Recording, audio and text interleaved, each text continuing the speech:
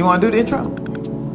What's happening, y'all? This is Ree and the Rev coming at you live. That's it? Not really live, but we're live. But by the time y'all see it, it won't be.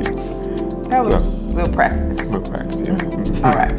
Listen, so we're in part 2 of these. I don't even know if we got a name yet. Y'all can help us with a name. But I think these are conversation starters, devotionals maybe, because we're going to drop scripture in these. But this is just kind of our pilot, testing it out to see if you want more of it. We were looking through some videos and books and things that would help us for our couples devotional time. And we thought, or at least I thought, hey, it would be good to fill in this gap because we found some great people on YouTube. Shout out to Ken and Tabitha Clater. Appreciate your podcast. But then there are a lot of sermons and then there are some books, but we don't always get to interact or dig deeper into the conversations that'll help you have fruitful conversations in your own space and then definitely integrating the word. So this is part 2 of our little pilot series. And what we're going to talk about now is what it's like being married to a preacher. So this is not the traditional set. We know that there are many more men who are the preacher, pastor person.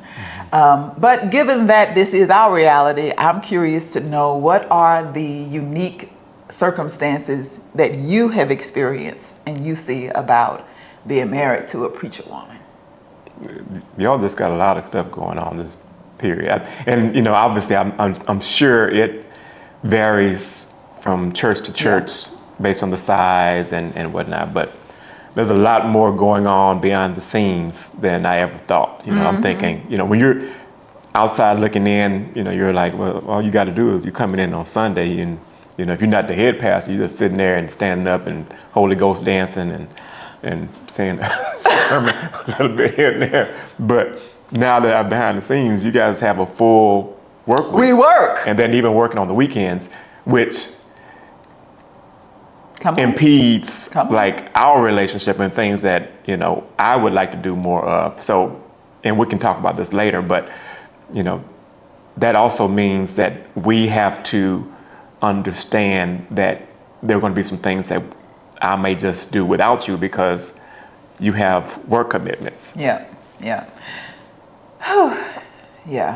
So let me first say, I just came to mind, I'm reminded that preachers aren't the only people who have a unique schedule in life, because I could argue some people would probably say that being married to a doctor who's on call all the time has to move and do certain things. What other professions? I don't know, firefighters, police officers, like people who are really in service to others, and you can't always set a schedule because things come up and you have to move your life around what it means to serve others. Definitely military folks, oh my goodness. But I think even though all of those are probably difficult for the spouse, if they're not in that same profession, I think more people get it because those professions are out there more for people to see. They know about those professions, whereas they don't know about a preacher. They do, but they don't know what actually goes on behind the scenes with the preacher. Okay. So that's valid. With a doctor, a doctor is going to be on call. The doctor has long hours, seeing all these patients. Okay. Firefighter, that they could be sleeping. There's a fire at 2:00 in the morning. They got to leave. Whatever the case may be. Police officers, whatnot. Even business executives, they may be traveling a lot during the week, working through the weekend, whatever the case may be. So that you kind of already know that. From a preacher standpoint, I would imagine, unless you are already married to a preacher or you grew up in a preacher's home. Yeah, good point. You're not aware of the fact that you have long nights, you have early mornings, you may have, an impromptu prayer request when you're out to dinner with your family. Phone calls. So I think that's the difference. Yeah, a lot of the hidden things. Yeah. Because you're right, people come to whatever their service is. It's about getting mine. Then you're in my seat. Oh, stop. You all right? For all those people that feel like they gotta I sense some. You have okay? the same seat. No, I'm good with mine. Oh, You no, know. I mean you good right now because I'm good. I got a little saltiness in there. Oh no, I'm good. Okay, all right. I'm good. As long as I don't have to go in the overflow. And then I can go home and This is watch about it being on married. the couch, This is about being on married stream. to a preacher. Oh, that's right. But that's right? that's the other benefit of married to a preacher. I can always say, hey, I ain't got no seat. And I know I said ain't got no. I know that before y'all start reading and use correct English. You all right? I'm just sharing my. You say, well, what's it like You're married to a right. You're preacher? good, but I'm feeling sensing this saltiness. So that's real. What's real is that there are things that require a lot of time. People have no clue. That they're so clueless. It is always the senior pastor who has the grace or the support of understanding that there is busyness, but there are people who undergird the senior pastor. And if you are on a staff, you know, and some people think at a big church, well, there is enough to go around because there's so many people, you know, you got a lot of help. But the reality is there's still only about 20% of the people doing 80% of the work. Right. And so you depend on volunteers. And then, like in my case, God knows I'm so blessed with the people who serve in ministry with me. So shout out to all of you. You know who you are. Oh my God, I'm blessed. I would not be able to do even half of what I do. And you know how many meetings I have to help support the leaders who are supporting me. Yeah. Zoom meetings, in-person meetings. But my point is that these are folks who have real jobs. So when is it that they get to meet? It's at night, which means that's why I'm at the church until 9 or 9:30, because you're trying to get it in to be available for the folks who are making themselves available to support the work of the ministry. Right. And that sometimes means working around their schedules, right? So I think there are ways that I guess I wanted to talk through this, because if you happen to be a person who is even thinking about building a life with someone who is called to ministry, it is something to really have major conversations about, because it isn't like working everywhere else on a 9 to 5. And even if I wasn't working at a church, on staff at a church, there are still aspects of being married to a minister, a preacher, that will impact if you are not the person in ministry in that way. I mean, you have your own call and purpose, and it doesn't have to mesh, because people want to automatically make you a preacher, or if you're a guy, they want to automatically make the woman, you know, evangelist somebody or co-pastor somebody.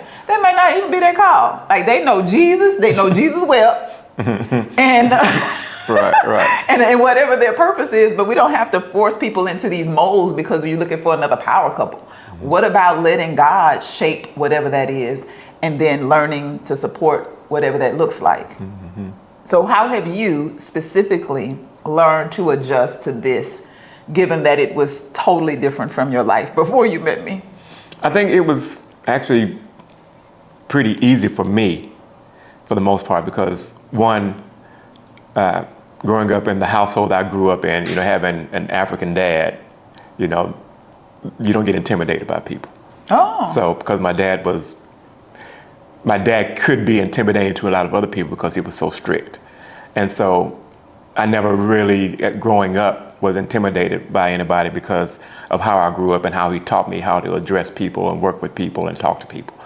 And then graduating from college and going into the profession I was in, you know, first going into sales, then marketing and other aspects of business, I'm constantly having to adjust. And I'm constantly looking for what are those things that make us have a connection.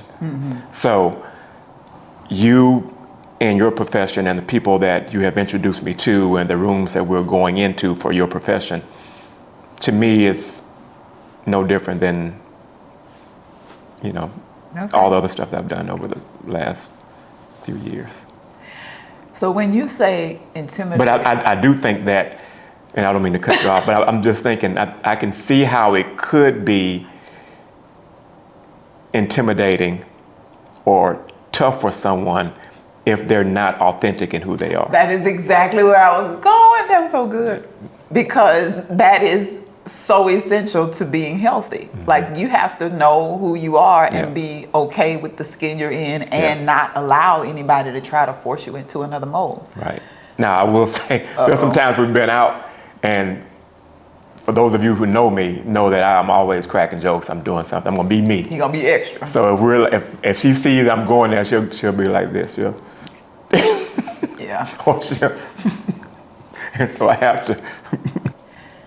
So the point, though, I think is, I felt like this was worthy of conversation because it was your idea.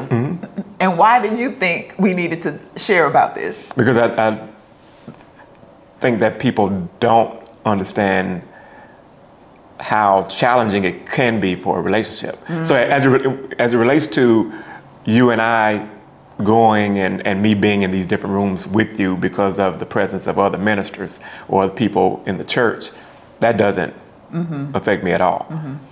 What is challenging is when there's a concert that I want to go to and I want you to go to, and it's on a Saturday night, but you can't go because or play anything or on anything Saturday, anything on Saturday evening, because you have to get up and be at the church by 7. You know, so which means you got to get up, 5 o'clock in the morning and get your stuff together. Or even let's talk or about, it might be even something during the week. Right, Wednesdays, Thursdays, you might have a program that's going on till 9 o'clock p.m. and or later. Bible service. Exactly. And there might be we might want to go salsa dancing, or there might be another show or something that I want to go to. So we've just had that communication early on in our relationship that we don't want to stop the other person from enjoying life, events, hobbies, because that's just what happens with work. And it goes both ways. There's a lot of times when I travel, like say for instance this past week, I was gone pretty much from Tuesday until Sunday. So that doesn't mean that you just stop doing things because your husband's not around. So But so the other side too is that I think, and this is where I want to pause for any of you who may be in ministry or a profession that is similar.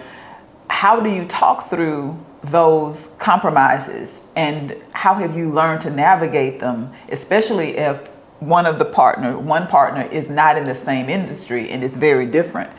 I think that's worthy of a pause. Let's leave some comments about that. Now, I also want to tap into part of this conversation because I think when we started dating even, it was in the pandemic, so we had a lot of free time, and that was beautiful. We actually, I think, spoiled ourselves because we didn't have the work schedule, so we could play and just get to know each other, and it's like, to go back to those days to have such a free schedule. But I asked you a lot of times, are you okay? Like, are you sure you're going to be good? Because I knew that when life started up again, and services and ministry and work and all the things, I wanted us to be really secure in our foundation. And it's one thing for me to be the person on the microphone or in front of the camera, and you enjoy your anonymity. Right. Right. Being a brother. Which I did. Yeah, I know. Which I know. But then now I call him Mr. Mayor because he got to wave at everybody. Hey, hi now, hey y'all. What's up, man? All right, yes, sir. Whatever. But there are some people who would have trouble with that because you do lose a little bit. You lose a little bit of that anonymity, and then now you look on the internet, social media, all of this, right?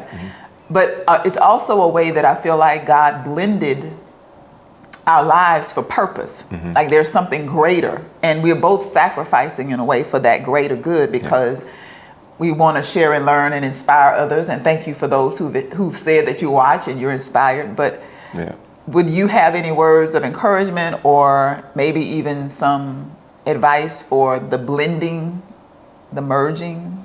I just think you just have to be flexible. Make sure that you are really honest with your spouse about how you're feeling and adjusting. I also think that you have to have realistic conversations. But one of the things that we did early on, and it's funny, I think I might have brought this up last year. When we first started our devotionals together as a married couple, and even now we still pray about this. We talk about, expanding our territory. And, we thank God for expanding our territory and, protecting us from evil so that we cause no pain. Come on, scriptures. And so I was joking one day and I said, you know what? I'm thinking expanding territory means I'm going to get some more money. But expanding territory could also mean you can bring a whole bunch of other people into your life too, so you can minister to them. And so that's something that I think is you have to be aware of. Yeah, we have a lot of conversations that I think help us to stay true to our 5 pillars, true to the essence of who we are authentically, like no show, no arrogance, like we're going to be real and true because this is how we live. One of the first things, and I want to drop this here for anybody, especially the women who may be in my situation as ministers, whether you are the senior pastor, and I have some great sister friends that I talked with who had been married and gave me some good advice. And one of the first things I would say is we don't try to bring all the ministry home. Our marriage is a ministry to one another, but we're not trying to do all that church stuff in our home all the time because this is our space. And so just a couple of notes here. Just want to put this out. Number one, I made it clear up front, I'm not trying to be his pastor. Remember? Yeah. We talked through that. And as much as some women may be the senior pastor at the church or the senior pastor or a pastor on staff, there's something different when we're at home. And I think that helps us to guard this and make sure that we are always relating to each other in a way that we can honor each other and things are in a right alignment. Number two, you better have some protection about what's sacred, and sacred not just in the sense of what is, of course, dedicated to God, but what's precious for your marriage. Like everything, we don't have to bring all of us into this space, even with the internet, with social media. There'll be topics we talk about, but then there'll be some ways we don't have the camera up all the time and we won't pull it out because there is something sacred about this union we want to protect. And I think for people who are in the public eye, especially pastors where you got a lot of folks pulling on you and doing, you got to put some guardrails around protecting what's going to be precious here. And then I really appreciate that we try to get away and unplug quite frequently. And we had a great trip this past summer, one of the first in a long time that had nothing to do with ministry. It's not like I was going somewhere to preach and he tagged along. And then it had nothing to do with his job because often he'll travel and I can tag along. This was one of those good trips where we didn't have anything to do with work. Right. And we could just play. And I think when you're starting a relationship or even if you're in the middle of it, recalibrating to find a way to protect this, because long term, especially if you're on staff at a church, like you could shift gears and be somewhere else and them people love you while you praying for them and forget your name the next week. They ain't gonna forget your name though, because you're the prayer chief at the church. I think we're done here. I think we've said enough. So The ladies with the ribbons and stuff. stop. They're not ribbons. That's the prayer warriors. So And see, you're the chief. always extra. That's why I say extra. Well, they even call y'all warriors. Read all about it. We're gonna wrap this up. Listen, this is why we do it. We wanted to just give you something to think about, but I want you to talk with your spouse, and maybe this is gonna be a great conversation for some people in ministry, especially for those of you who are younger. I'm always thinking about those coming up in the faith, and of course we want to be healthy in our relationships. How do you manage that? What are the things you should be discussing right now before you even marry? Leave your comments. And I know there's some seasoned married folks who have some good advice. Let's have a discussion about it. And maybe we'll keep doing these kind of conversation prompts, giving you something more, a little bit more meat in the word, because we want to see more relationships thrive. And of course, we're open to sharing with how we are growing in ours. So that's all I got. You got anything else? Nope. That's it. This is Reading the Rev. Y'all don't forget to subscribe, like, and share. We'll see you next time. You good? Extra.